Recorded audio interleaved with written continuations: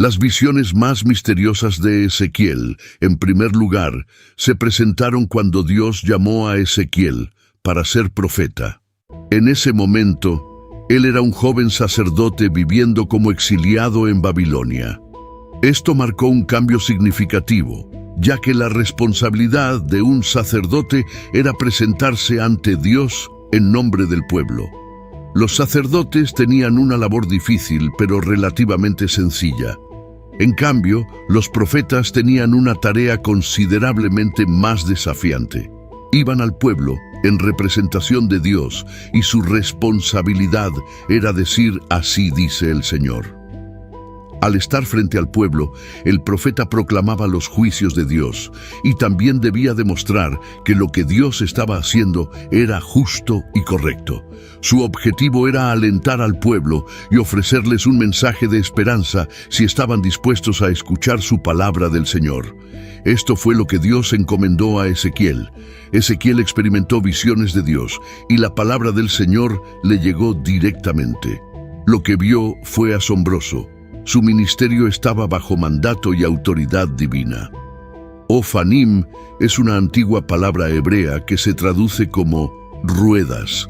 Aunque la palabra singular es ofen, las ruedas se mencionan varias veces en el Antiguo Testamento, y DPHM puede referirse a ruedas normales en un carro o carroza.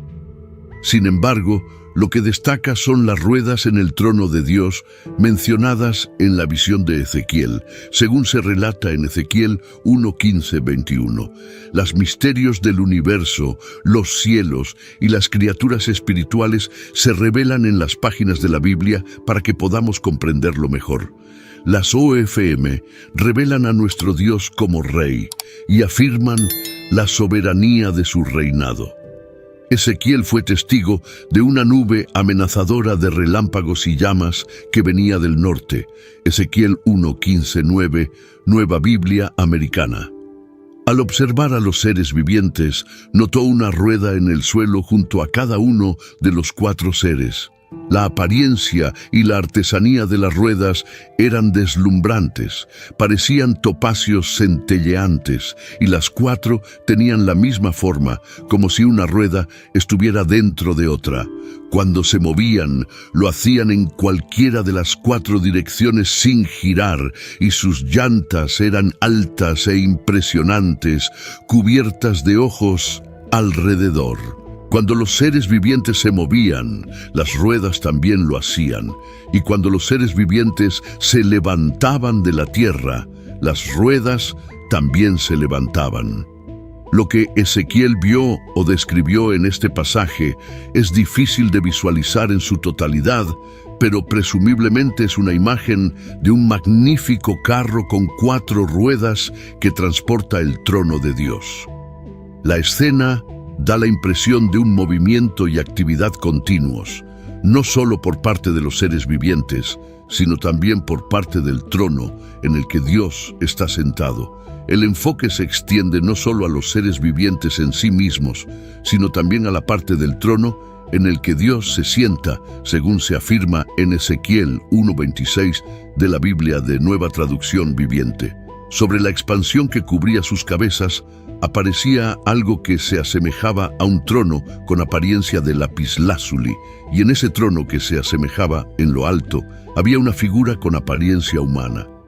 Se menciona que cuando se movían lo hacían en cualquiera de las 4 direcciones sin apartarse, indicando un movimiento armonioso y ordenado de las ruedas y sus mecanismos.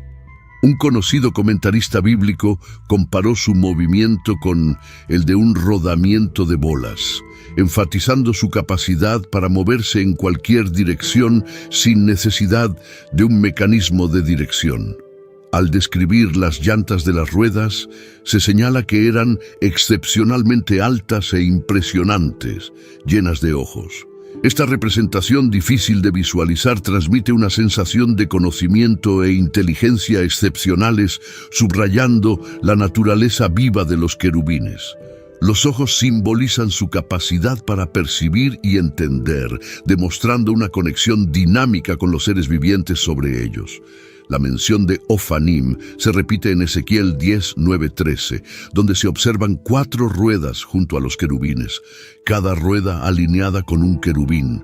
La apariencia de las ruedas se asemeja al destello de una piedra deslustrada, y las 4 tienen la misma semejanza, sugiriendo una estructura compleja con una rueda dentro de otra. Similar a Ezequiel 1, estas ruedas se mueven libremente en cualquier dirección sin girar, siguiendo la dirección que enfrentan, retratando una escena de actividad constante y movimiento. Se enfatiza la naturaleza visionaria y surrealista de la experiencia de Ezequiel, reconociendo que la representación puede parecer extraña para los lectores modernos. Sin embargo, este encuentro visionario sirve para revelar percepciones sobre la apariencia y operación de Dios. Las ruedas omnidireccionales subrayan el dominio absoluto de Dios sobre todo el cosmos, enfatizando su omnipresencia, es decir, su capacidad de estar presente en todos los lugares en todo momento. La mención del Espíritu de Dios guiando a los querubines resalta la unidad simbólica de su misión, ilustrando la autoridad suprema de Dios y su derecho a gobernar y reinar, así como su omnipotencia. Los ojos que cubren tanto las ruedas como los querubines simbolizan la naturaleza perceptiva de Dios, resaltando su conciencia y comprensión. La omnisciencia de Dios es que Él ve todo y lo sabe todo. ¿Por qué es importante para los cristianos conocer sobre el ámbito sobrenatural? En Efesios 6:12 se nos dice que nuestra lucha no es contra la carne. Dios desea que los creyentes estén conscientes del mundo más allá de lo que nuestros ojos temporales pueden ver, para que, con el poderoso poder del Señor, estemos preparados para enfrentar cualquier artimaña que el enemigo tenga preparada. En segundo lugar, los querubines son un grupo de seres celestiales creados por Dios.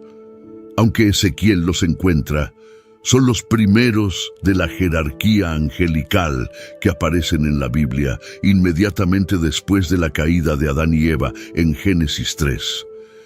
Este relato en el Jardín del Edén registra los eventos en los que, al violar el mandamiento de Dios de no comer del árbol del conocimiento del bien y del mal, Adán y Eva podrían haber extendido sus manos y también haber tomado del árbol de la vida para vivir para siempre. Como resultado, fueron expulsados de su paraíso terrenal. ¿Qué habría impedido a Adán regresar al jardín y desobedecer a Dios nuevamente? La respuesta se da en Génesis 3:24. Así que expulsó al hombre y al oriente del jardín del Edén, colocó a los querubines y la espada flameante que se movía en todas direcciones para guardar el camino al árbol de la vida. Desconocemos la reacción de Adán al presenciar por primera vez a esos gloriosos querubines en la historia humana. Quizás asombro, temor y admiración son todas emociones que podrían venir a la mente. Los querubines son seres reales y poderosos, pero en la Biblia a menudo representan cosas celestiales. Fueron integrados en el diseño del Arca de la Alianza y el tabernáculo por orden de Dios. Ezequiel 10:1-9. Ezequiel 10 presenta a los querubines con alas, manos y ojos, rodeados por ruedas dentro de ruedas. Sin embargo, Ezequiel también pinta un tono sombrío en el capítulo 10, y los querubines dan la pista. El profeta presenta su visión que profetiza la destrucción de Jerusalén en Ezequiel 9:3. Cuando el Señor desciende de su trono sobre los querubines hasta el umbral del templo, mientras en el capítulo 10.1, Dios regresa para tomar su lugar sobre los querubines. En la calma, antes de la tormenta, vemos a los querubines estacionados en el lado sur del santuario, posicionándose hacia la ciudad. Son testigos del comienzo de la retirada gradual de la gloria de Dios de Jerusalén. El aleteo de sus alas indica eventos de inmensa importancia que están por suceder. En el versículo D, los querubines se levantan en preparación para la partida, Aunque Ezequiel 10 puede resultar difícil de entender, un punto queda claro: el santuario interior del trono de Dios está siempre abierto para aquellos que se han arrepentido del pecado y han confiado en Cristo como Salvador. Ezequiel 24, 14, 16. En cuanto al querubín anointed, se menciona en Ezequiel 28, 14, 16. Se le describe como el querubín ungido que cubre y que estaba en la montaña santa de Dios, siendo perfecto en sus caminos, hasta que la iniquidad fue hallada en él. Debido a su comercio lleno de violencia, fue arrojado como profano de la montaña de Dios y destruido. En la tercera parte, nos encontramos en un tiempo difícil en la vida de Ezequiel. Sedequías era el último rey títere de Judá. La ciudad estaba bajo asedio y Sedequías fue tomado prisionero por el ejército de Nabucodonosor. Ejecutaron a cada uno de sus hijos frente a él, mostrándole que no quedaba nadie en la línea real para sucederlo. Luego procedieron a arrancarle los ojos, de modo que lo último que vio fue la muerte de sus hijos. Después, Nabucodonosor ordenó la destrucción total de Jerusalén. Aunque Ezequiel vivía en Babilonia, a miles de millas de Jerusalén en ese momento, recibió el llamado a predicar. Alrededor de ese tiempo, después de que Dios le había ordenado profetizar el renacimiento de Israel, le mostró una visión del valle de huesos secos. Ezequiel 37, 1, 3. En esta visión, el Señor lo llevó al valle lleno de huesos secos y le preguntó si podían vivir. Ezequiel reconoció la gravedad de la situación y respondió que solo Dios lo sabría. La experiencia profética de Ezequiel no se llama precisamente una visión, pero esa parece ser la idea detrás de la frase «me llevó en el Espíritu del Señor». Ezequiel vio un espacio abierto, un valle que era conocido como el Valle de la Muerte. Estaba tan lleno de huesos humanos que se describía como lleno de huesos. Ezequiel los notó por todas partes, especialmente en el valle abierto. Estos huesos representaban a personas que no solo estaban muertas, sino también deshonradas, ya que no estaban enterradas adecuadamente. La exposición de los restos sin enterrar se consideraba una desgracia impactante para los muertos en la antigua Israel y el antiguo Cercano Oriente. Estos huesos claramente no estaban enterrados adecuadamente. Yacían en la superficie del valle como los restos negados de un entierro adecuado y dejados para los buitres carroñeros. Como israelita y especialmente como sacerdote, Ezequiel comprendió la importancia del tratamiento adecuado de los restos humanos. Aparte de su presencia en un cuerpo vivo, los huesos son muertos. Los huesos secos no solo están muertos, sino que han estado muertos durante mucho tiempo. Los huesos son lo que queda cuando la vida ha pasado. Algo que nunca tuvo vida no dejaría huesos. Sin embargo, cuando algo ha estado muerto durante mucho tiempo, perdemos la esperanza de que vuelva a la vida. Podríamos esperar que un cadáver recientemente fallecido resucite, pero nadie cree que huesos dispersos y separados sobrevivan. Ezequiel respondió admirablemente a la pregunta de Dios con la única esperanza disponible, diciendo: «Oh Señor Dios, tú lo sabes». Ezequiel no tenía esperanza en los huesos, pero sí confiaba en Dios. No asumía saber lo que Dios quería hacer con los huesos, pero estaba seguro de que Dios sí lo sabía. Nuevamente en Ezequiel 37, 4-6 de la Biblia de Nueva Traducción Viviente, Dios le dijo a Ezequiel que profetizara sobre esos huesos secos y les dijera: «Oíd palabra del Señor.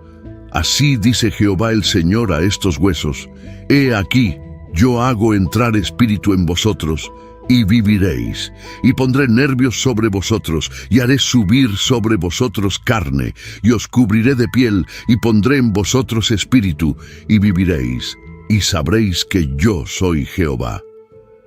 Ezequiel dejó conscientemente el asunto en manos de Dios, confiando en su poder y sabiduría. Dios le encomendó al profeta la tarea de hablar y profetizar a los huesos secos y muertos. Desde afuera, esto parecía un acto vano y tonto. Ezequiel solo podía predicar este mensaje lleno de fe en Dios. Pero si estaba convencido de que hablaba la palabra del Señor, sabía que la palabra de Dios tenía un poder místico. Dios prometió infundir vida en los huesos secos, prometió poner carne en esos huesos y cubrirlos de piel. Dios resucitaría a los huesos que una vez estuvieron muertos y secos. Los huesos nunca podrían generar vida por sí mismos, pero al proclamar sobre ellos la palabra del Señor, recibieron la promesa de vida, marcada por la respiración que volvería a vivir en esos huesos. Esto tiene un sentido dual, porque las antiguas palabras hebreas para respiración y espíritu son las mismas. Esto fue una concesión del Espíritu Santo de Dios y una restauración del aliento vital. Ezequiel 37:27. De la Biblia de Nueva Traducción Viviente dice: «Pondré mi espíritu en vosotros y haré que sigáis mis estatutos y obedezcáis fielmente mis leyes». En su raíz, la palabra espíritu denota la sensación de aire en movimiento, que puede cambiar desde una brisa suave hasta un viento violento, o desde un aliento hasta una pasión ardiente. Representa tanto el espíritu o disposición del hombre, como cualidades emocionales, como vigor, coraje, impaciencia y éxtasis. Incluye no solo el aliento vital de un hombre, que se le da al nacer y abandona su cuerpo en su último suspiro, sino también el Espíritu Santo, que infunde ese aliento. Así es la rica variedad de la palabra utilizada aquí por Ezequiel. La resurrección que sigue no se refiere directamente a la resurrección individual de la muerte, sino que es simbólica de la recreación y revitalización de la nación en su conjunto, como muestra la interpretación. Ezequiel 37:7-8 de la Biblia de Nueva Traducción Viviente dice: «Así que profeticé como se me había mandado, y mientras profetizaba hubo un gran ruido, y he aquí que los huesos se unieron hueso con hueso.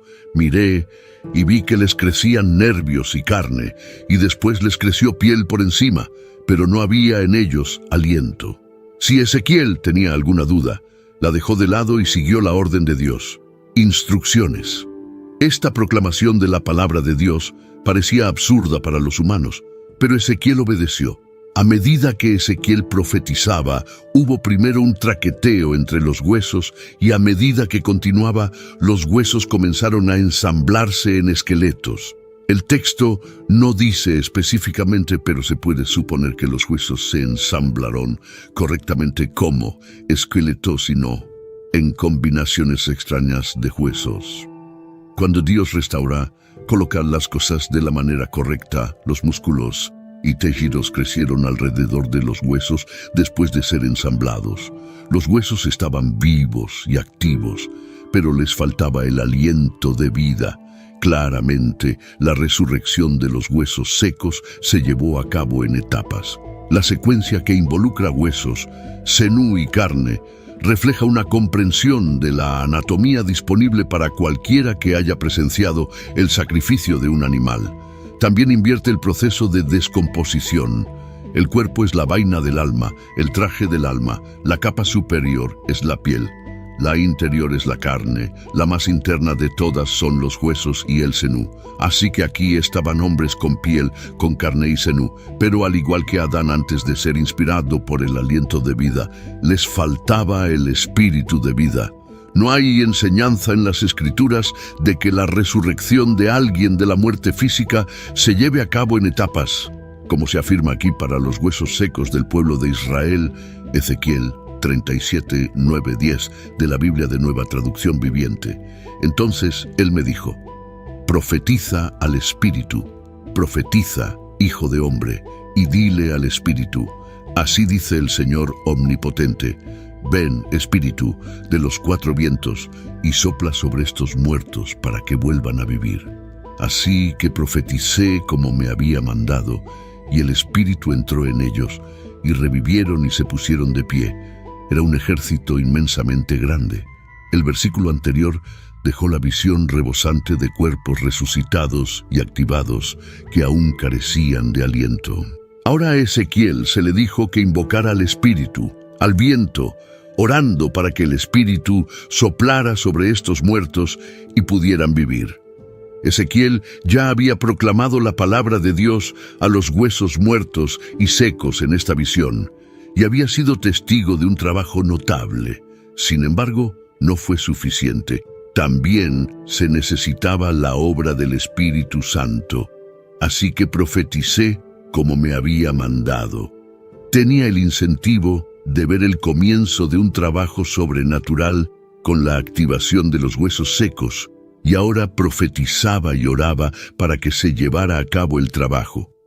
Después de la fiel proclamación de Ezequiel del mensaje de Dios, se completó la obra de revivir los huesos secos. El aliento de Dios entró en los cuerpos reanimados y se pusieron de pie.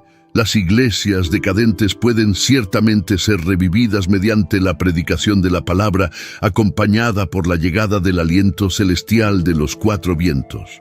Los huesos no fueron devueltos a la vida para convertirse en un grupo de espectadores o vivir por sí mismos.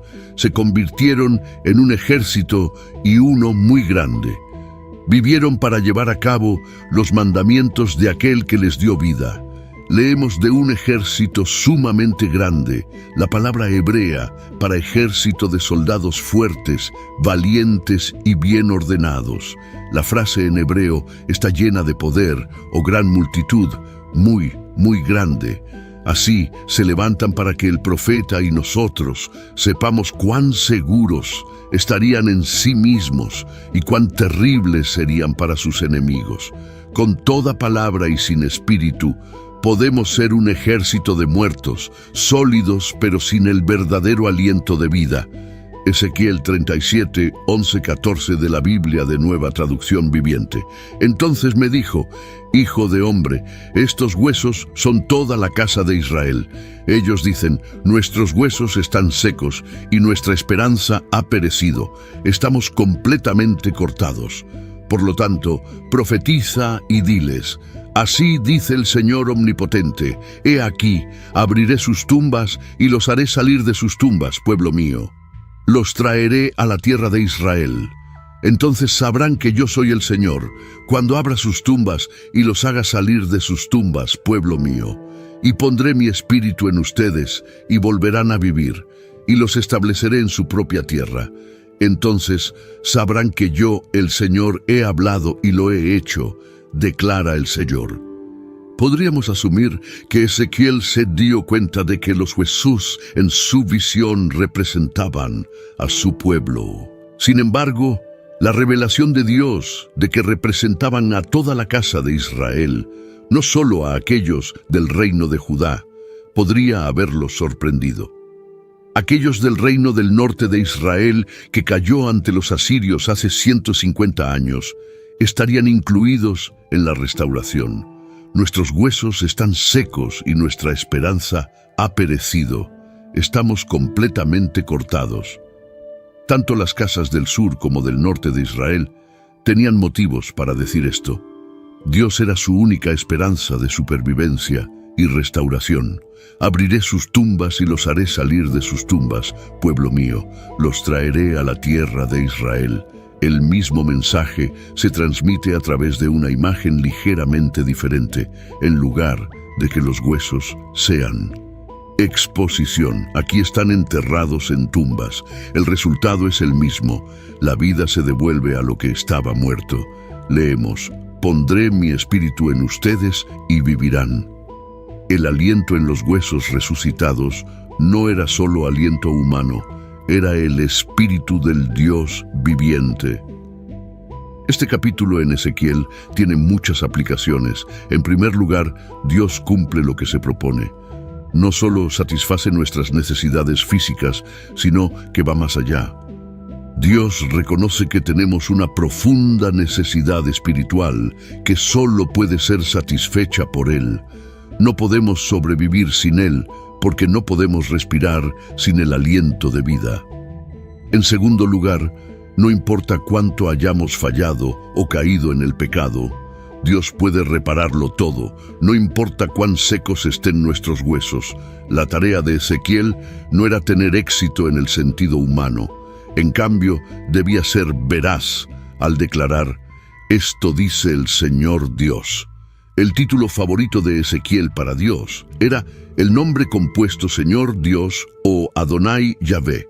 Lo usó más de 200 veces. Número 4. Gog y Magog. Ezequiel 38 y 39 presentan una de las predicciones más notables pero difíciles de comprender en la Biblia. Estos capítulos hablan de una invasión del norte de Israel que llegará como una tormenta y cubrirá la tierra como una nube. Israel parecerá condenado, pero Dios intervendrá en este ataque. Después de muchos días, serás convocado para el servicio en los últimos años. Vendrás a la tierra restaurada de los estragos de la espada, donde se ha congregado gente de muchas naciones a las montañas de Israel, que había sido un páramo continuo. Pero su gente fue sacada de las naciones y vivían seguros, todos ellos. Te levantarás contra ellos. Vendrás como una tormenta, serás como una nube que cubre la tierra, tú y todas tus tropas y muchas naciones contigo. Así dice el Señor Dios: sucederá en ese día que vendrán pensamientos a tu mente y concebirás un mal plan. Y dirás: subiré contra un país abierto, vendré contra aquellos que están en reposo y en paz, que viven seguros, todos ellos, que viven sin murallas y sin barras ni puertas, para saquear y apoderarme del botín, para volver tu mano contra las ruinas que ahora están habitadas y contra la gente que se ha reunido de las naciones, que ha adquirido ganado y bienes, que vive en el centro del mundo. Te dirán: has venido a saquear, has reunido tus hordas de hombres de guerra, para apoderarte del botín, para llevarse plata y oro, para llevarse ganado y bienes, para tomar gran botín. Por lo tanto, profetiza, hijo de hombre, y di a Gog: así dice el Señor Dios, en ese día, cuando mi pueblo Israel viva seguro, ¿no te darás cuenta de ello? Y vendrás de tu lugar en las partes remotas del norte, tú y muchas naciones contigo, todas ellas montando caballos, una gran horda y un poderoso ejército. Y subirás contra mi pueblo Israel como una nube para cubrir la tierra en los últimos días. Sucederá que te traeré contra mi tierra, para que las naciones me conozcan cuando me muestre santo a través de ti ante sus ojos, oh Gog. Porque se nos dice que la invasión de Gog tendrá lugar en los últimos días. Esta profecía podría cumplirse en la primera parte de la tribulación, ya que el anticristo tendrá una solución para el dilema de Oriente Medio y firmará un acuerdo de paz de 7 años con Israel durante las tribulaciones. La invasión ocurrirá después de eso. Dios había prometido revivir a Israel de entre los muertos a través de la visión que Ezequiel recibió del Valle de Huesos Secos. Como exiliados en la tierra extranjera de Babilonia, los israelitas habían perdido la fe, pero Dios les aseguró que vivirían nuevamente como nación. Ahora, el Señor continuaba transmitiendo la maravillosa esperanza y futuro que tiene para los hijos de Israel. El capítulo 38 nos presenta a Gog y Magog. El nombre Gog se refiere al líder de la tierra de Magog. Nos dicen que estos eventos tendrán lugar en los últimos días. La invasión de Israel vendrá del norte según la palabra de Dios. Ezequiel 39, 2, de la Biblia amplificada. Partes del norte y te llevaré contra las montañas de Israel. Ezequiel 38, 4, 6 dice: te haré volver, pondré garfios en tus mandíbulas y te sacaré a ti y a todo tu ejército, caballos y jinetes, todos ellos magníficamente vestidos, con armaduras completas, una gran multitud con escudos pequeños y escudos grandes, todos ellos empuñando espadas. Persia, Irán, Cus, Etiopía y Fut, Libia, en el norte de África. estarán contigo, todos ellos con escudo y casco. Gomer, posiblemente Alemania, y todas sus tropas. La casa de Togarma, posiblemente Turquía, de las partes remotas del norte, y todas sus tropas, muchos pueblos contigo. Gog no actuará solo en esta invasión, sino que será ayudado por una coalición de naciones. Muchos maestros de la Biblia creen que Gomer y Togarma se refieren a Alemania y Turquía en términos de esta coalición. Estos países creerán que están al mando, pero según Dios, el ataque de la coalición está destinado a saquear y destruir a Israel. Este concepto no es nuevo. Incluso ahora, muchos países de Oriente Medio se oponen abiertamente a Israel. Cualquier país que sea amigo de Israel es visto como un enemigo por estos países. Ezequiel 38, 19, 23. En la Biblia amplificada declara: con celo y en mi furia ardiente declaro que en este día habrá sin duda un gran terremoto en la tierra de Israel, de modo que los peces del mar, las aves del cielo, los animales del campo, todas las criaturas que se arrastran por la tierra, y todos los hombres que están sobre la faz de la tierra temblarán y se estremecerán ante mi presencia. Las montañas se derrumbarán, los lugares escarpados caerán y cada pared caerá al suelo. Llamaré a una espada contra Gog en todas mis montañas, dice el Señor Dios. La espada de cada soldado invasor estará contra su hermano, aliado en pánico y confusión, con pestilencia y derramamiento de sangre. Entraré en juicio con Gog y descargaré lluvias torrenciales con grandes piedras de granizo, fuego y azufre sobre sus hordas y sobre las muchas naciones que están con él. Así me magnificaré y demostraré mi grandeza, y me santificaré, y seré reconocido y me daré a conocer ante la vista de muchas naciones. Sabrán, sin lugar a dudas, que yo soy el Señor.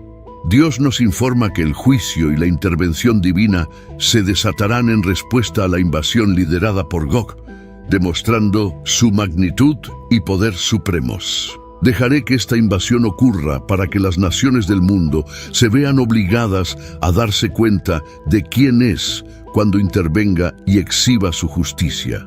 El Señor expresa su furia ante esta invasión. La redacción en el verso 19 recuerda a un terremoto o quizás a una bomba nuclear. En el verso 20 observamos las secuelas del desastre, calamidades naturales, confusión y terror serán utilizados por Dios para matar a estos invasores. Cuando haya terminado con Gog y su coalición, todos sabrán que Dios está en el poder. Aniquilación de Gog. Ezequiel 39, 1, 6. En la Biblia amplificada dice: y tú, hijo de hombre, profetiza contra Gog. Así dice el Señor Dios: he aquí, yo estoy contra ti, oh Gog, príncipe supremo de Mesec y Tubal. Te haré volver y te llevaré, te conduciré desde los lugares más remotos del norte y te traeré contra las montañas de Israel. Haré que tu arco caiga de tu mano izquierda y que tus flechas se caigan de tu mano derecha. Caerás muerto en las montañas de Israel, tú y todas tus tropas y las naciones que están contigo. Te daré como alimento a toda clase de aves de rapiña y a los animales del campo. Caerás en campo abierto, porque yo he hablado, dice el Señor Dios. Enviaré fuego sobre Magog y sobre los que habitan seguros en las costas, y sabrán sin lugar a dudas que yo soy el Señor. El capítulo 39 continúa informándonos sobre la destrucción de la alianza de países, con un enfoque en Gog y su tierra de Magog. El Señor comenzó enfatizando su oposición a Gog, luego mostró la aniquilación total de la coalición. 5/6 del ejército invasor de Dios serán derrotados y sus armas serán impotentes contra el Señor. Ezequiel 39:15 en la Biblia amplificada dice: haré conocer mi santo nombre en medio de mi pueblo Israel. No permitiré que profanen más mi santo nombre, y las naciones sabrán que yo soy el Señor, el Santo de Israel. He aquí viene y se cumplirá, dice el Señor Dios. Y cuando tú, Gog, ya no existas, los habitantes de las ciudades de Israel saldrán y prenderán fuego a las armas y las quemarán. los grandes escudos, los pavesines, los arcos y las flechas, las mazas de guerra y las lanzas. Durante 7 años utilizarán esto como leña. No tomarán leña del campo, ni cortarán, ni recogerán leña de los bosques, porque con las armas harán fuego, y saquearán a quienes los saquearon, y despojarán a quienes los despojaron, dice el Señor Dios. Y en aquel día le daré a Gog un lugar de sepultura allí en Israel, en el valle de los que pasan al este del mar. Bloqueará el paso de los que quieran pasar, así que lo enterrarán allí con todas sus hordas, y lo llamarán el valle de Hamón Gog, multitud de Gog.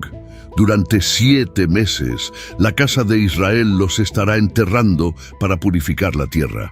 Sí, todos los habitantes de la tierra los enterrarán, y será para su renombre el día que aparezca en mi gloria y esplendor, dice el Señor Dios. Elegirán hombres que recorran constantemente la tierra, comisionados para enterrar a aquellos que pasan, los cuerpos que yacen sin sepultura en la superficie del suelo, con el fin de purificarla. Al final de los 7 meses, harán una búsqueda, mientras aquellos que pasan por la tierra pasan. Y si alguien ve un hueso humano, erigirá una marca junto a él, hasta que los enterradores lo hayan sepultado en el valle de Hamón Gog. El pueblo de Dios tendrá suficiente combustible para los próximos 7 años gracias a las armas. Se requerirán 7 meses para enterrar a los muertos, y equipos especiales se encargarán de encontrar y enterrar cualquier cuerpo fallecido restante.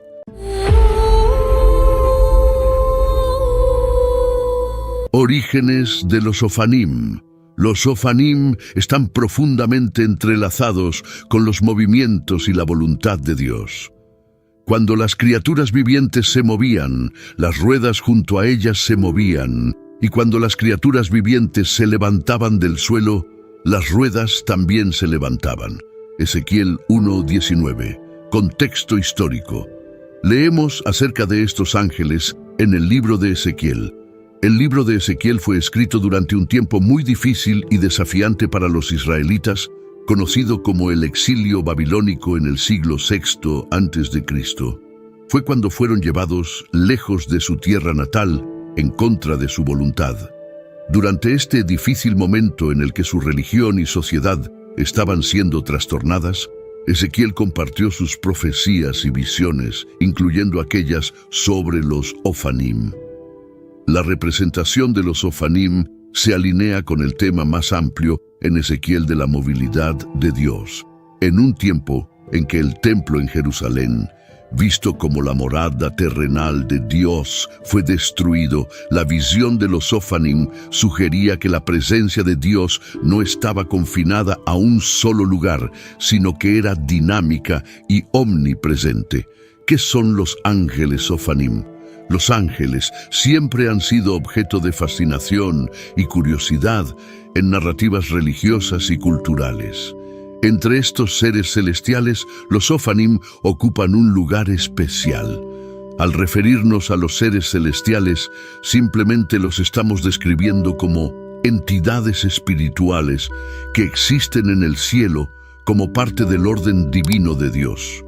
A menudo se les ve como mensajeros o siervos de Dios, cada uno con sus propios roles y características distintivas.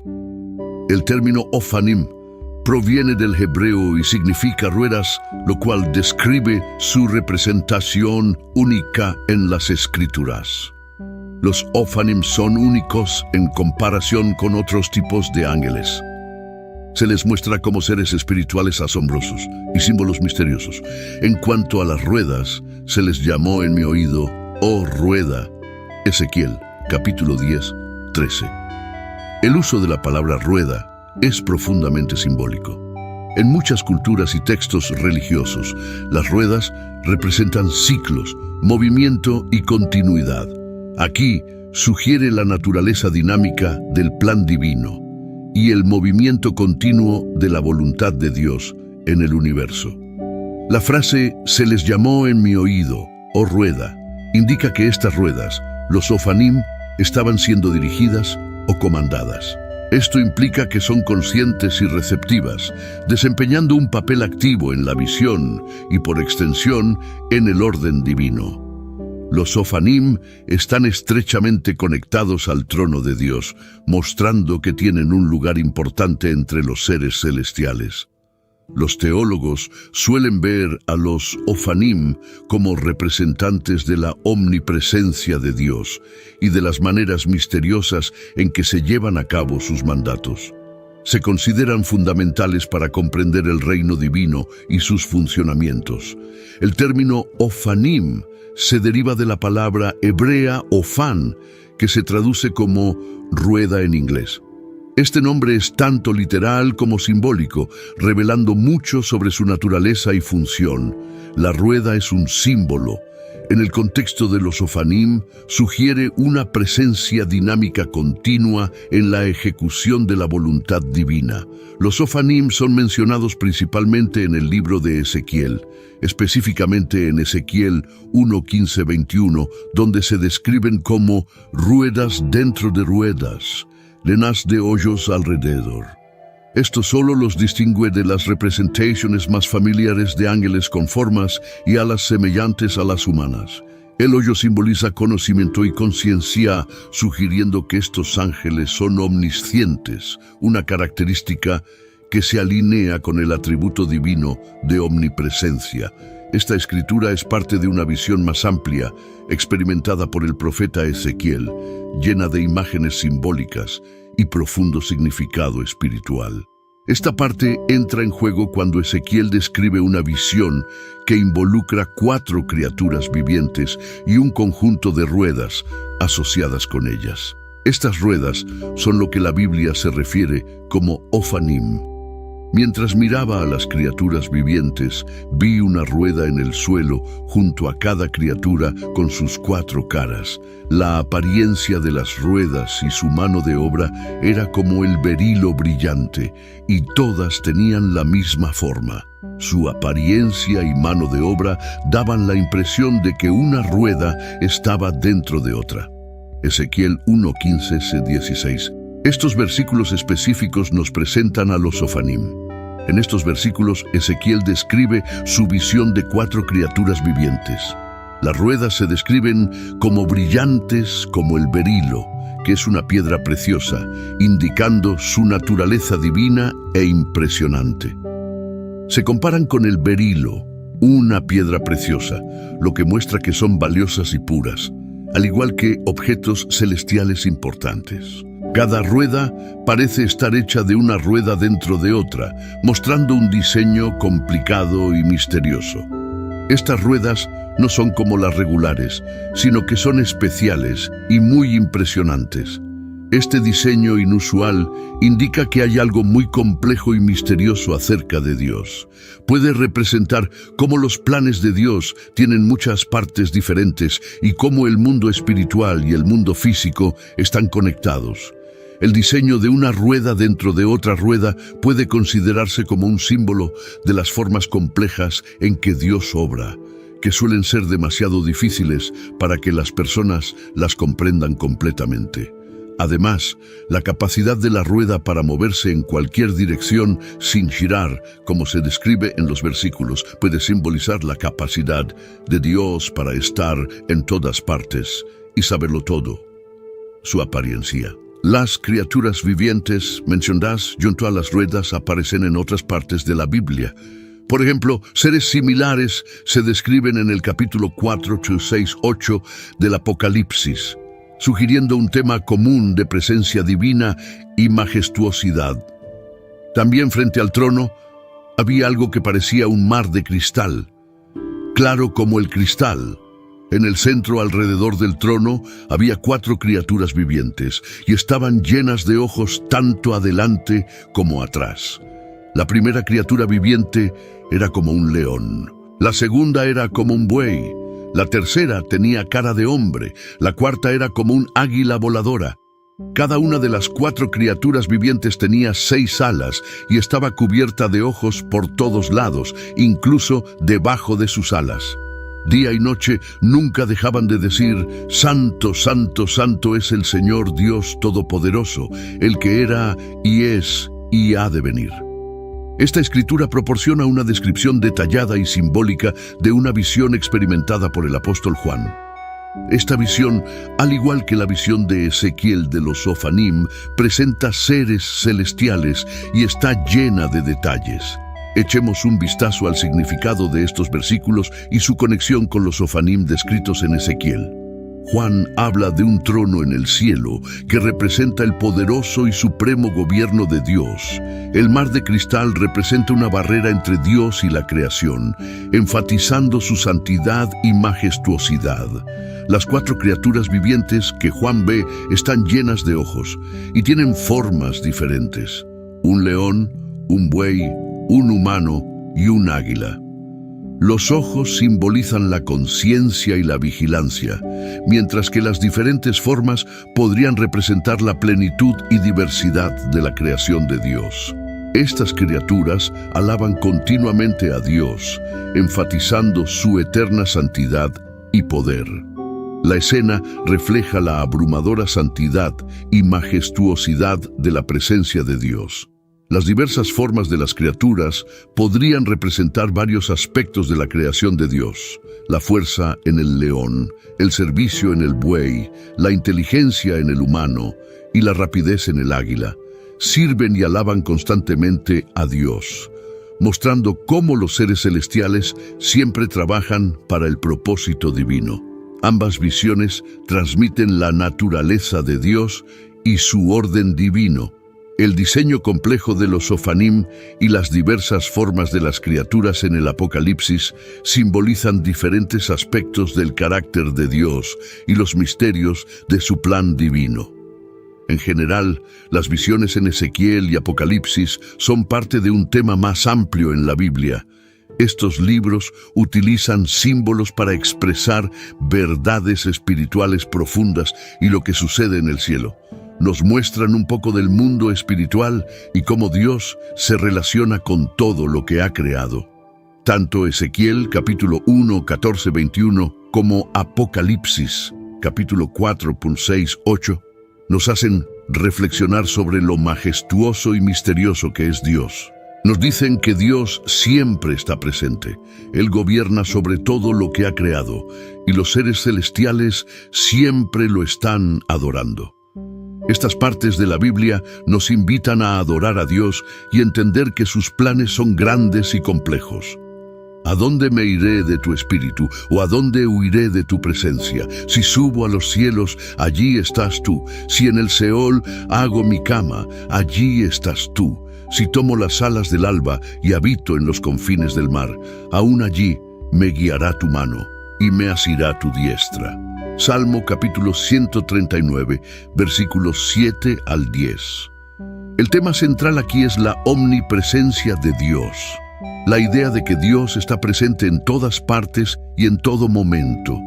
No hay lugar en el universo, ya sea las alturas del cielo o las profundidades de la tumba, donde uno pueda escapar de la presencia de Dios. Conexión con los Sofanim. El movimiento de los Sofanim simboliza la capacidad de Dios para estar presente en todos los lugares y ver todas las cosas.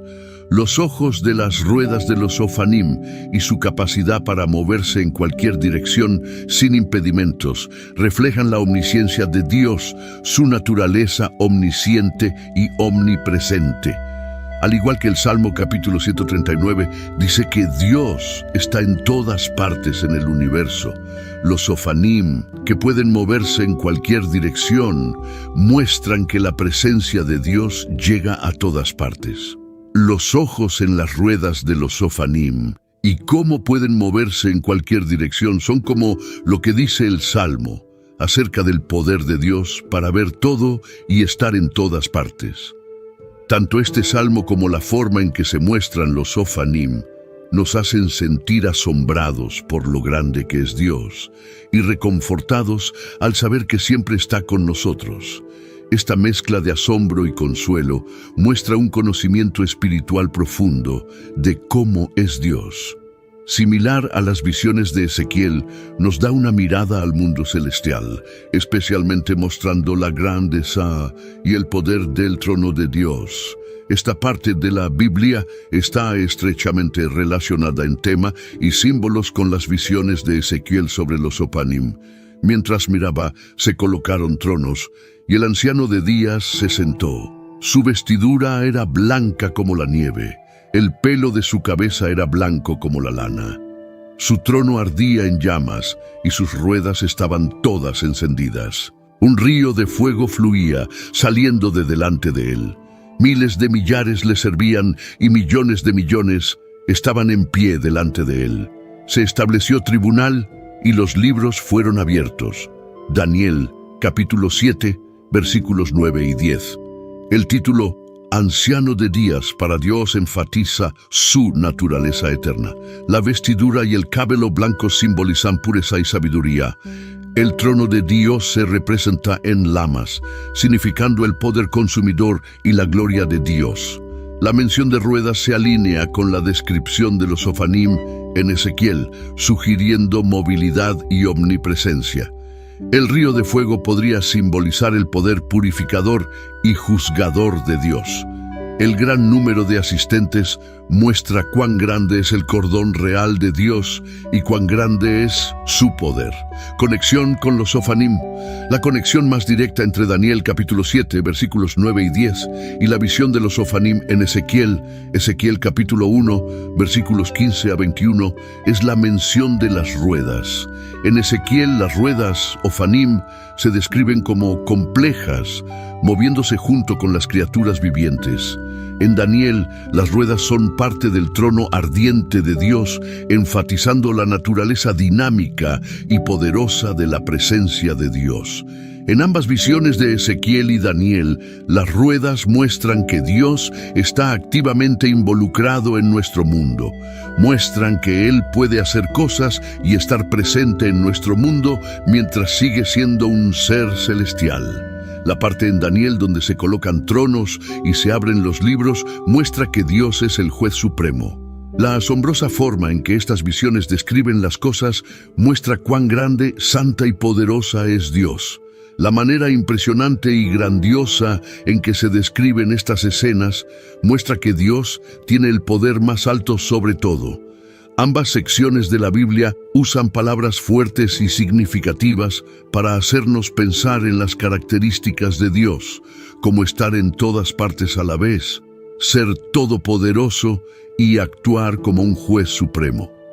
Los Ofanim y el trono ardiente son descripciones que muestran estas cualidades, ayudándonos a entender los aspectos profundos y a veces difíciles de comprender de Dios.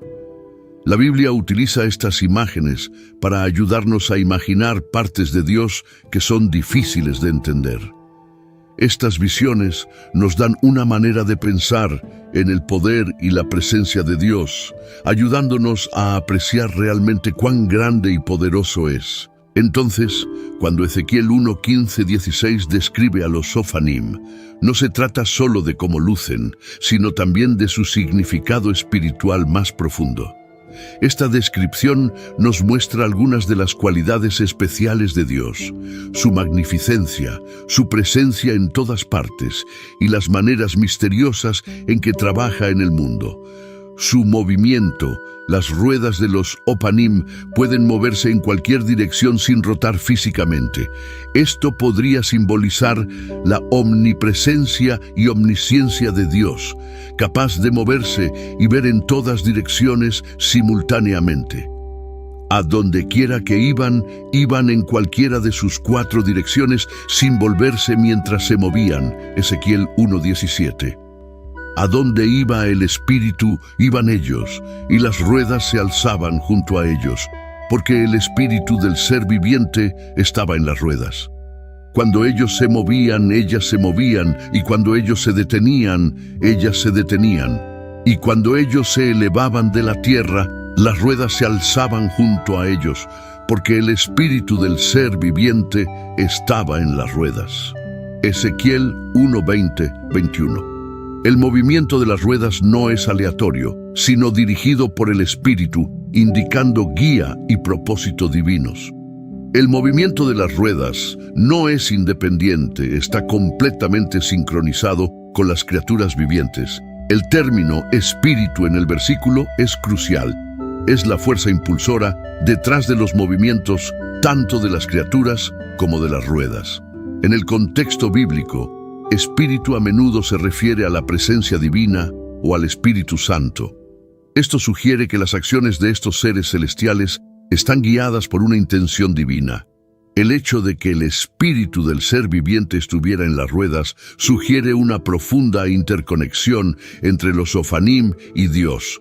No es solo proximidad física, sino una unión profunda, indicando que los movimientos y acciones de estos seres celestiales son expresiones de la voluntad de Dios. Así como las ruedas se mueven con las criaturas, simbolizando guía y propósito, nuestras vidas pueden verse como guiadas por un poder o propósito superior. La idea es clave para confiar en el plan divino de Dios, donde nuestros caminos se alinean con intenciones mayores, más allá de nuestra comprensión inmediata. El concepto de guía divina es común en otras partes de la Biblia. Por ejemplo, me guía por sendas de justicia por amor a su nombre, Salmo 23:3. Esto se alinea con el hecho de que Ezequiel estaba siendo guiado por el Espíritu. En relación con el Espíritu, en la rueda de los Ofanim, esta escritura enfatiza el tema de la guía divina. Salmo 23:3 habla de Dios guiando a los fieles por caminos justos, mientras que Ezequiel 1:20-21 describe a los Ofanim moviéndose en perfecta armonía con el Espíritu, simbolizando dirección divina. Senderos de justicia en el Salmo 23:3 se refiere a caminos de justicia vistos como una metáfora de la orden correcta o la voluntad divina, que también es un tema en la visión de Ezequiel, donde los Ofanim se mueven según la dirección del Espíritu, significando alineación con la voluntad de Dios. El movimiento de los Ofanim en Ezequiel muestra una completa dependencia del Espíritu para la dirección, similar a la confianza del salmista en Dios para la guía por el camino correcto. Por lo tanto, los Ofanim, como entidad profundamente conectada al Espíritu Divino de Dios, moviéndose y existiendo en perfecta armonía con la voluntad de Dios, no solo nos brindan un vistazo a la naturaleza compleja de los seres celestiales, sino que también ofrecen una representación simbólica de la guía divina y la interconexión de todos los aspectos de la creación de Dios. Así como los Ofanim se mueven con el Espíritu, también somos guiados por fuerzas invisibles que sugieren una presencia divina en nuestras vidas, guiándonos hacia nuestros caminos. Estos versículos nos invitan a reflexionar sobre los misterios de lo divino y las formas en que el ámbito espiritual se cruza con nuestra existencia terrenal. La manera en que las ruedas se mueven junto con las criaturas vivientes muestra una fuerte conexión espiritual entre lo que Dios quiere, mostrado por las criaturas, y cómo se lleva a cabo, mostrado por las ruedas, conexión con Isaías. El extraordinario movimiento de las ruedas en Ezequiel puede ser visto como una metáfora de esta verdad. Las formas y movimientos de Dios están más allá de la comprensión humana, porque mis pensamientos no son vuestros pensamientos, ni vuestros caminos mis caminos, declara el Señor. Porque como los cielos son más altos que la tierra, así mis caminos son más altos que vuestros caminos y mis pensamientos que vuestros pensamientos. Isaías 55:8-9. Aunque no se refiere directamente a los Ofanim, esta escritura ofrece percepciones que pueden relacionarse con estos seres celestiales, tal como se describen en Ezequiel 1:15-21. Esto implica que hay una vasta diferencia entre la comprensión y acciones de Dios y las de los humanos. Enfatiza la perspectiva divina y los métodos como estando mucho más allá de la comprensión humana. Su naturaleza. Los Ofanim y la naturaleza de Dios. La naturaleza de Dios es compleja y multifacética. Esta complejidad se refleja en los atributos y roles de los ángeles Ofanim.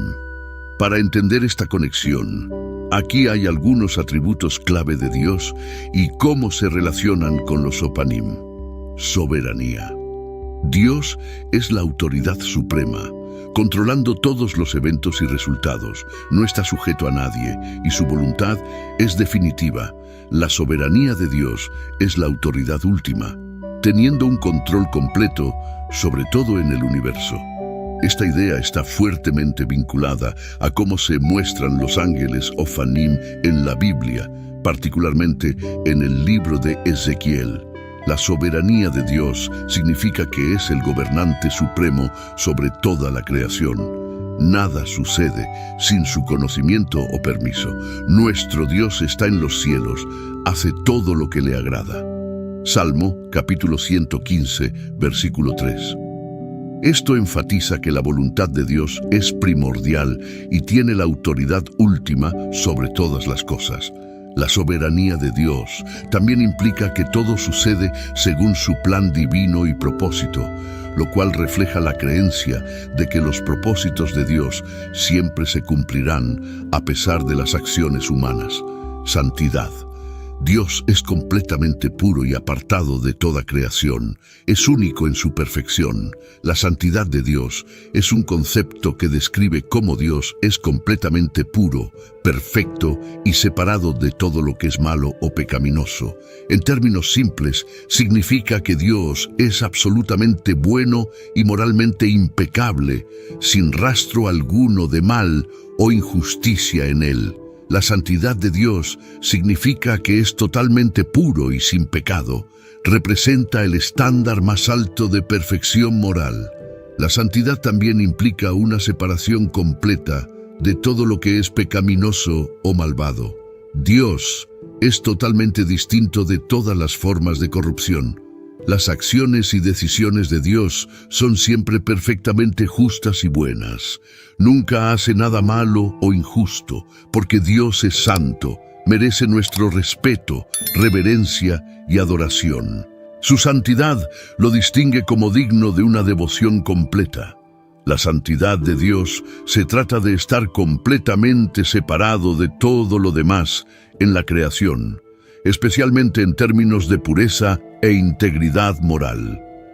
La apariencia única de los Ofanim los distingue de otros seres, reflejando la otredad y separación asociada con la santidad de Dios. Su proximidad al trono de Dios en la visión de Ezequiel significa su servicio directo al Dios más santo. Esta ubicación misma es un testimonio de su participación en la santidad divina. Los ojos que cubren a los Ofanim sugieren un estado de vigilancia y conciencia perpetua del conocimiento omnisciente de Dios, una parte de su naturaleza santa. Su capacidad para moverse en cualquier dirección sin girar habla de la naturaleza ilimitada del poder y presencia de Dios, aspectos de su santidad que trascienden la comprensión humana. Omnipotencia. La omnipotencia de Dios se refiere a su naturaleza todopoderosa, lo que significa que Dios tiene poder ilimitado y puede hacer cualquier cosa que esté en línea con su naturaleza y carácter. Este concepto es fundamental para entender quién es Dios. Sé que todo lo puedes y que ninguno de tus propósitos puede ser frustrado. Job 42:2. La capacidad de los Ofanim para moverse sin esfuerzo en cualquier dirección simboliza este poder ilimitado. En otras palabras, omnipotencia significa que no hay límites para el poder de Dios. Él puede crear, sostener, destruir y controlar todas las cosas en el universo. El poder de Dios siempre es coherente con sus otros atributos, como su bondad, justicia y santidad. Esto significa que no puede hacer nada que contradiga su propia naturaleza. Los Ofanim, como se describen en el libro de Ezequiel, son una clase de seres celestiales asociados con el trono de Dios. ¿Son los Ofanim ángeles? Los Ofanim mencionados en la Biblia a menudo se clasifican como ángeles, pero sus características únicas los distinguen de la representación típica de los ángeles. Para entender si los Ophanim son realmente ángeles, debemos explorar su descripción bíblica y compararla con el concepto general de ángeles en la Biblia. En la Biblia, los ángeles son seres celestiales creados por Dios. Por lo general, se les muestra como mensajeros o ayudantes de Dios, haciendo lo que Dios quiere y entregando sus mensajes a las personas.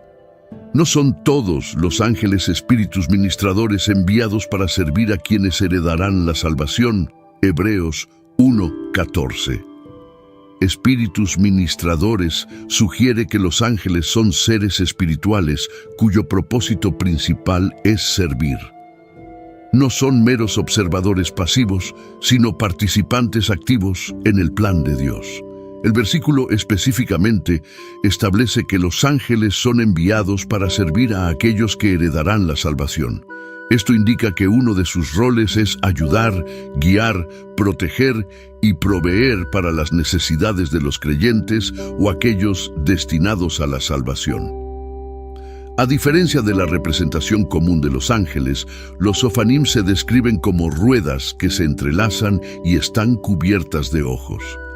Esta apariencia es única y no coincide con la forma humana alada típica de los ángeles. El papel de los Ophanim parece estar estrechamente vinculado al trono de Dios, lo que significa que tienen un papel en la presencia de Dios y en la ejecución de sus planes a una escala más amplia en el universo. Esto es un poco diferente del papel habitual de los ángeles que actúan como mensajeros o guías para las personas.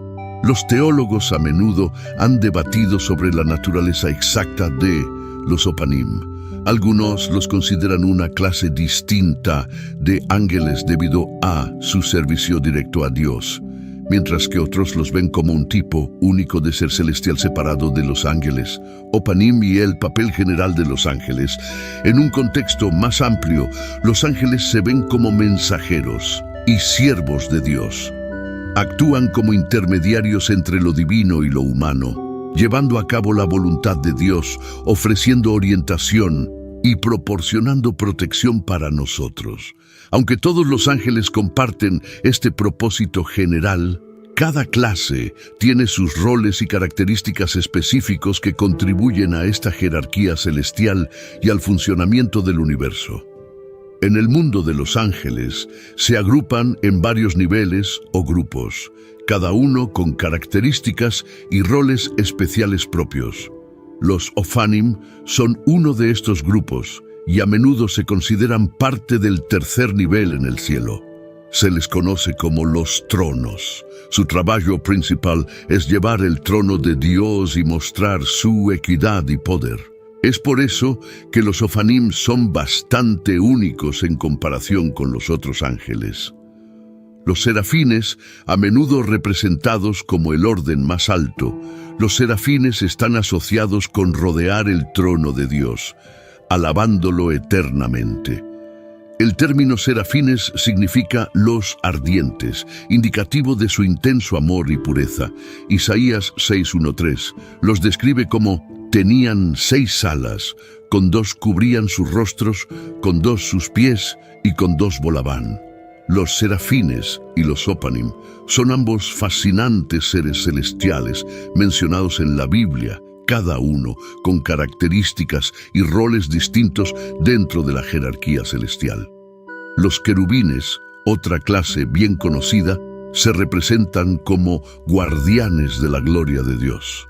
Los querubines son conocidos por su proximidad a Dios y su papel en diversas narrativas divinas. A menudo se describen a los querubines como tener múltiples caras, alas y otros elementos que indican su naturaleza divina y su poder. Cada uno tenía 4 caras y cada uno de ellos tenía 4 alas. Ezequiel 1:6.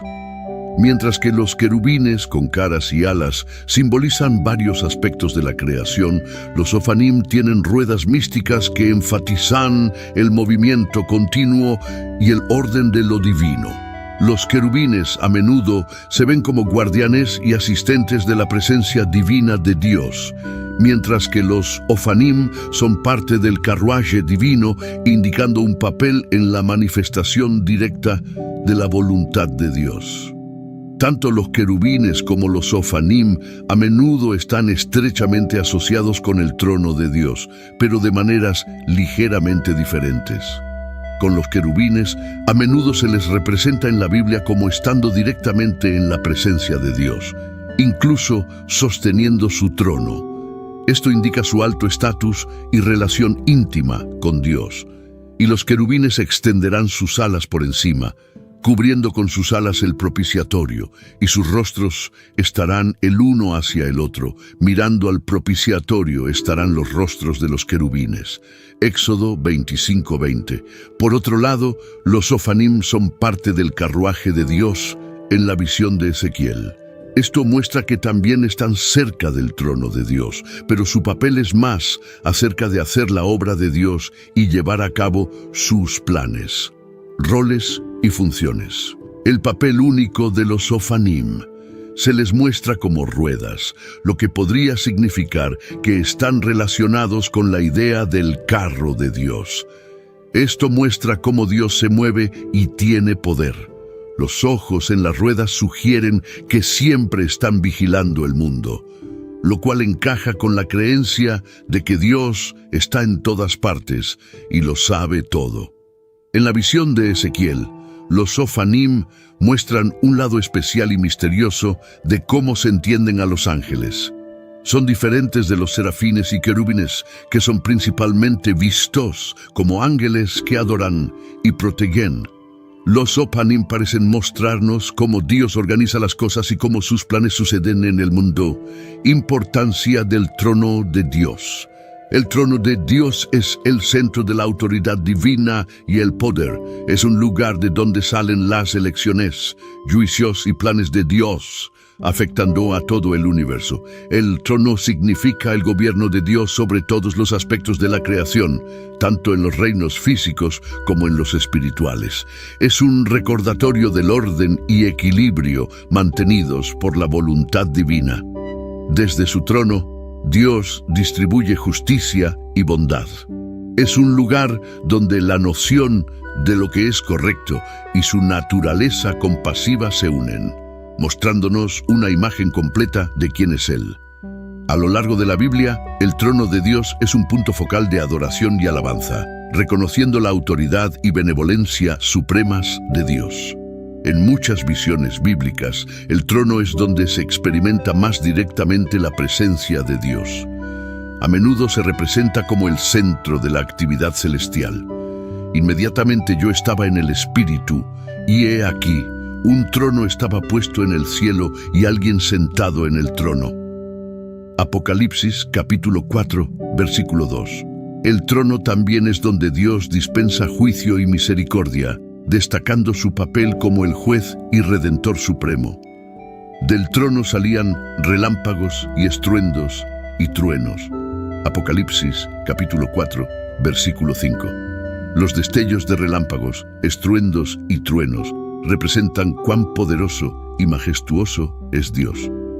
Este tipo de descripción se encuentra comúnmente en la Biblia para mostrar cuán poderosa y realmente sorprendente es la presencia de Dios.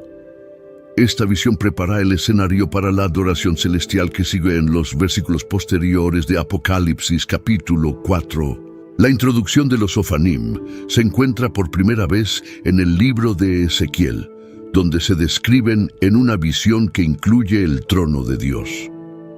Ser portadores del trono divino en un contexto religioso o espiritual, esencialmente significa ser responsables de mantener o apoyar la presencia y autoridad de Dios.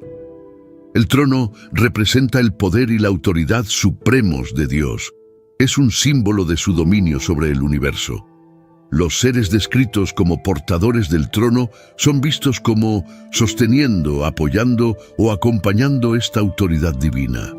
A menudo se les representa como desempeñando un papel crucial en el mantenimiento del orden y la ejecución de la voluntad de Dios.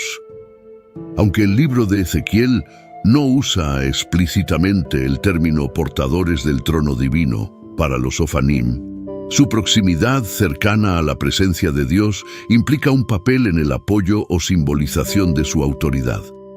En Ezequiel, capítulo 1, versículos 26 al 28, el profeta describe una visión del trono de Dios.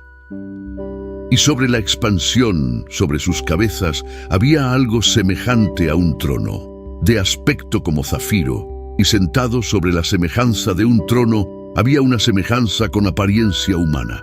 Y vi como el color de ámbar, como la apariencia de fuego en su interior, desde la apariencia de sus lomos hacia arriba, y desde la apariencia de sus lomos hacia abajo, vi como la apariencia de fuego, y había un resplandor alrededor de él.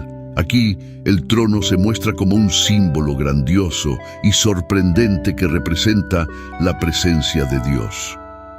La visión comienza con Ezequiel viendo algo que se asemeja a un trono hecho de zafiro. En la antigüedad, el zafiro era una piedra preciosa muy valorada, conocida por su color azul intenso. A menudo se asociaba con la realeza y el favor divino. El uso de zafiro en la visión simboliza la majestuosidad, la belleza y la preciosidad del trono divino. En el simbolismo bíblico, el azul a menudo se asocia con lo divino y con el cielo. El zafiro, conocido por su color azul intenso, refuerza este vínculo y hace que la visión se sienta más celestial y más allá del mundo ordinario. Ezequiel usa el zafiro, una piedra que conocemos de la tierra, para describir el trono de Dios, facilitándonos la visualización. Pero este trono celestial es mucho más espléndido que cualquier cosa en la tierra, mostrando que el mundo de Dios es mucho más asombroso de lo que podemos pensar o experimentar.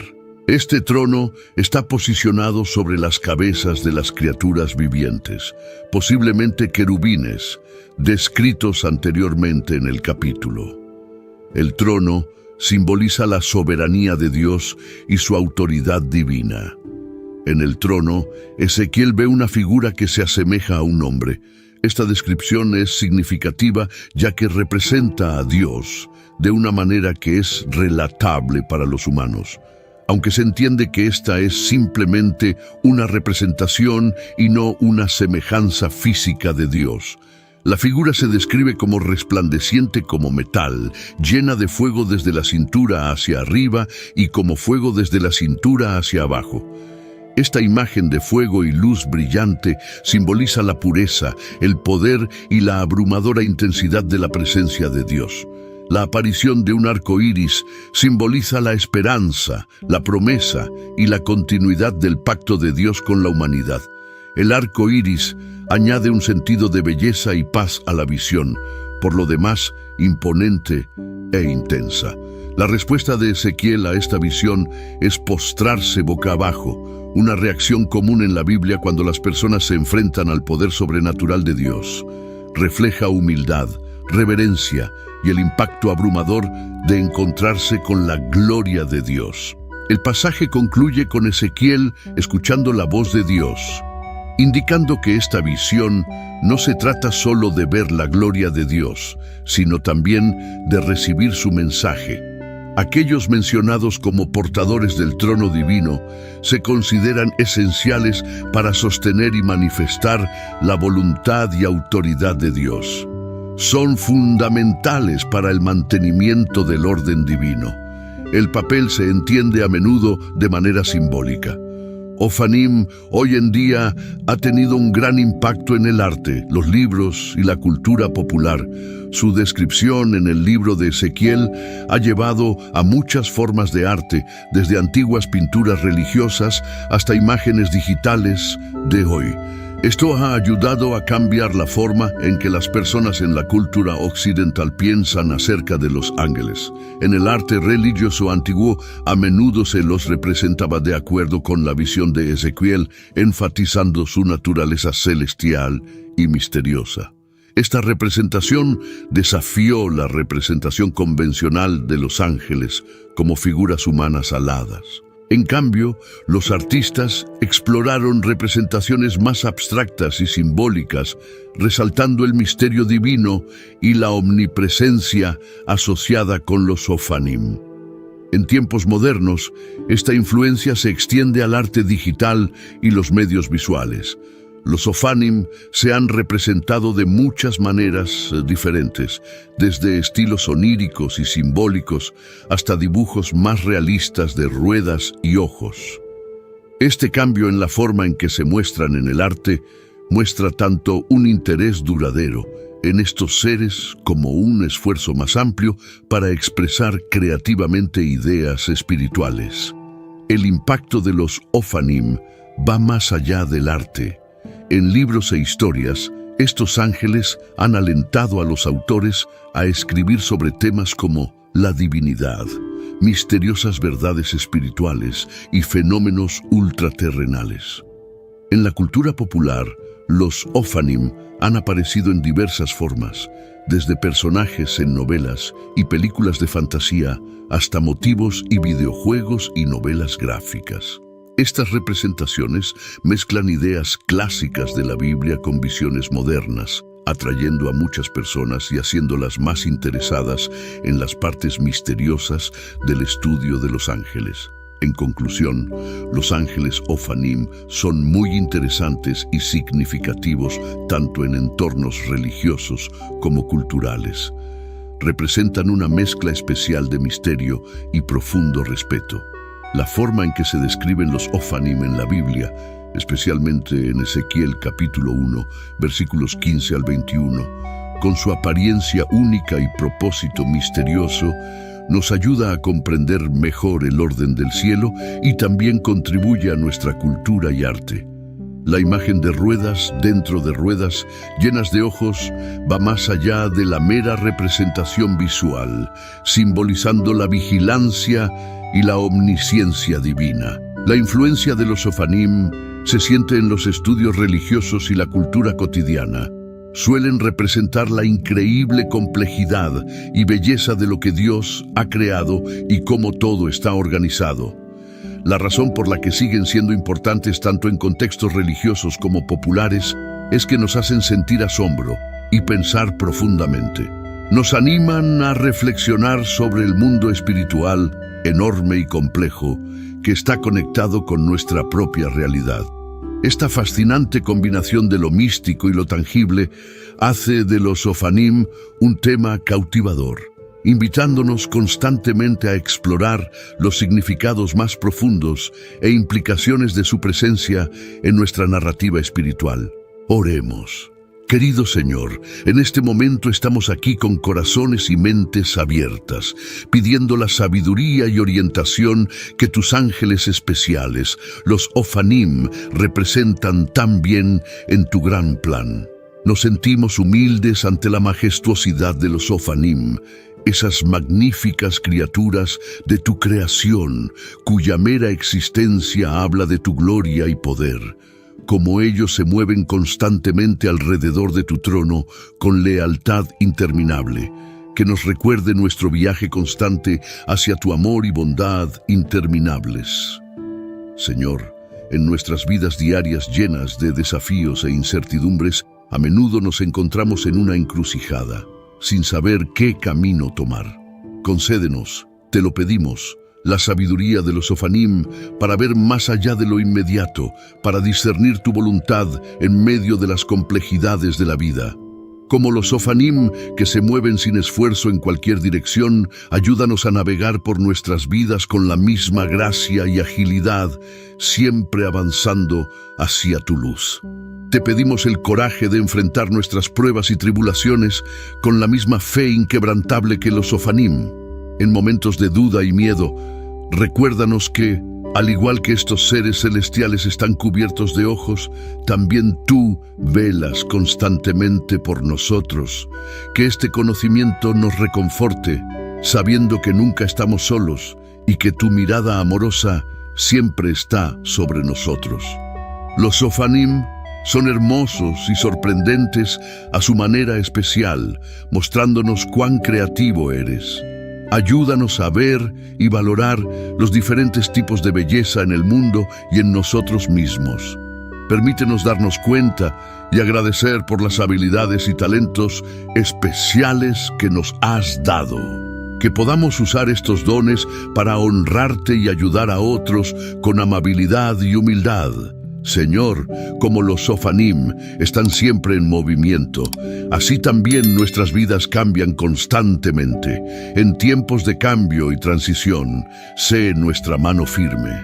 Guíanos con tu sabiduría para que podamos abrazar los nuevos caminos que nos presentas con confianza y paz, confiando en tu plan para nuestras vidas. Sacamos inspiración del papel de los Sofanim como portadores de tu trono, un recordatorio de tu omnipresencia en nuestras vidas. Que siempre llevemos tu presencia dentro de nosotros, irradiando tu amor y luz a todos los que encontramos. Ayúdanos a ser embajadores de tu paz, llevando consuelo y esperanza a aquellos que lo necesitan. En momentos de quietud y contemplación, déjanos sentir la presencia de los Sofanim, animándonos a profundizar en nuestra relación contigo. Que nuestras oraciones y meditaciones asciendan hacia ti como incienso dulce, testimonio de nuestra devoción y amor por ti. Finalmente, Señor, oramos por la unidad y armonía que los Sofanim representan. En un mundo a menudo dividido, que su ejemplo nos recuerde la importancia de trabajar juntos por el bien común, respetándonos y valorándonos mutuamente a pesar de nuestras diferencias. Que su alabanza incesante de tu gloria nos inspire a vivir en constante gratitud, alabando tu nombre en todas las circunstancias. Te agradecemos, Señor, por el misterio y la belleza de los ángeles Ofanim y por las lecciones que nos brindan. Que su ejemplo nos guíe, su sabiduría y ligereza y su devoción nos inspiren a acercarnos más a ti. En tu santo nombre oramos. Amén.